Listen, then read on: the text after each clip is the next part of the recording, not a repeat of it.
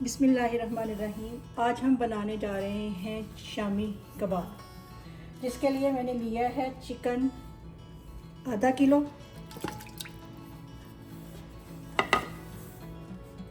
250 ग्राम चने की दाल पानी समेत, 1 कप पानी है इसके अंदर,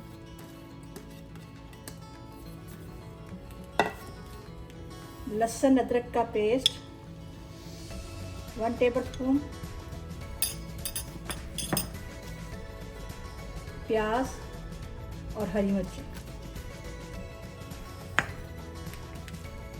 अब इसमें करते हैं शामिल सारे मसाले।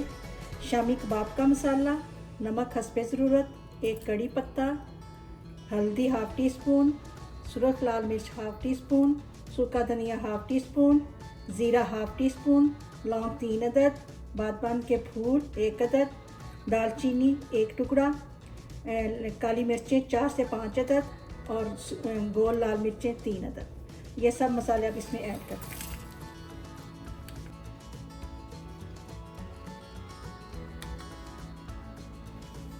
हमारी चिकन और दाल अच्छे से गल गई थी, जिसमें से मैंने चिकन में से हड्डियां निकाल कर अलहदा कर दी हैं।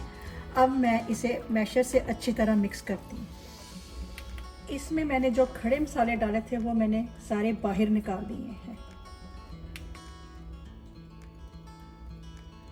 अब कुछ इसमें जा रहे हैं हरी चीज़ें, जिसमें है पुदीना और धनिया।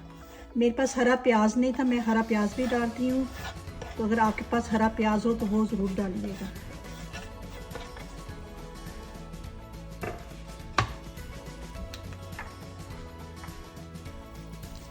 जब शामी कबाब बना रही हूँ, थोड़ा सा मैंने हाथों को ऑयल लगाया है, फिर ये मिक्सचर लेके इसको यहाँ पे दबा।